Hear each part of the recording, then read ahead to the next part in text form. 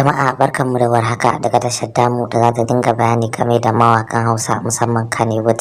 Nura M Inuwa yana ɗaya daga cikin fitattun mawaka a Najeriya musamman a arewacin Najeriya. Nura M Inuwa wadda ya wallafa wani hoto a shafinsa na sada zumunta wanda yake nuna sabon album ɗinsa mai suna Mahadi, inda yake cewa masoyansa Mahadi wasu ke kira da a ce Mahadi zai kasance suna album ɗina me za ku yi tsammani.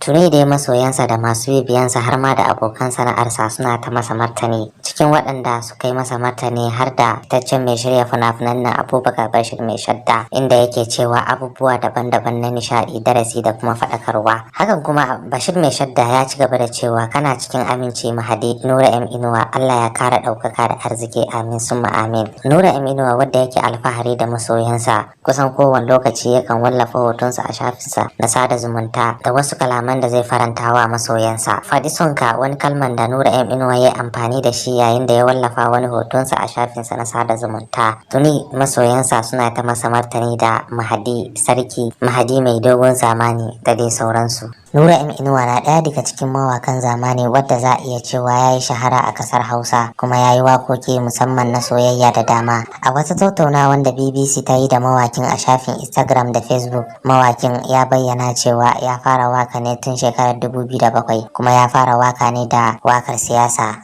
A cewarsa a halin yanzu waka ta zama masa sana'a kuma hanya ce da zai iya isar da wa mutane sako musamman idan ya ga barna sai ya gyara. Nura Musa Inuwa wanda aka fi saninsa da Nura M Inuwa an haife shi a ranar 18 ga watan Satumba shekarar 1989 a Gwamaja da ke karamar hukumar Dala ta jihar Kano. Nura ya yi makarantar firamare a Masaka wato Masaka Special Primary School. Ya yi karatunsa na sakandare a Gwamaja 2. Mawakin bai ci gaba da karatu gaba da sakandare ba, ya kama harkan waka. Mawakin Nura ya fara waka ne tun yana karami, wadda hakan har Allah ya sa ita ce harkar cin abincinsa. Nura ya shaidawa manema labarai cewa yana da wakoki da yawa wanda sun hada da fina-finan Hausa, na siyasa, na soyayya da dai sauransu, wadda mawakin ya ce ba a rubuta masa waka, duk komai shi yake yi wa kansa. Mawakin na da manyan abokai ciki har da Adam A Zango, jarumi a masana'antar shirya fina-finan Hausa. M Inuwa ya samu kyaututtuka da dama kamar su gwarzon mawaki na shekarar 2014 na City People Entertainment Award, gwarzon jarumi na shekarar 2017 na City People Movie Award, gwarzon mawakin Hausawa Award na shekarar 2020. Nura M Inuwa ya yi aure a shekarar 2017 inda ya auri matarsa mai suna Amina da 'yarsu mai suna Aisha, amma ana mata lakabi da Farra. Yawancin wakokinsa yana amfani da su ne cikin fina-finan Kannywood. Yana da wakoki sama da 500. Ya yi waka tare da Umar M Sharif, sun fitar da wani album mai suna Rarrashi.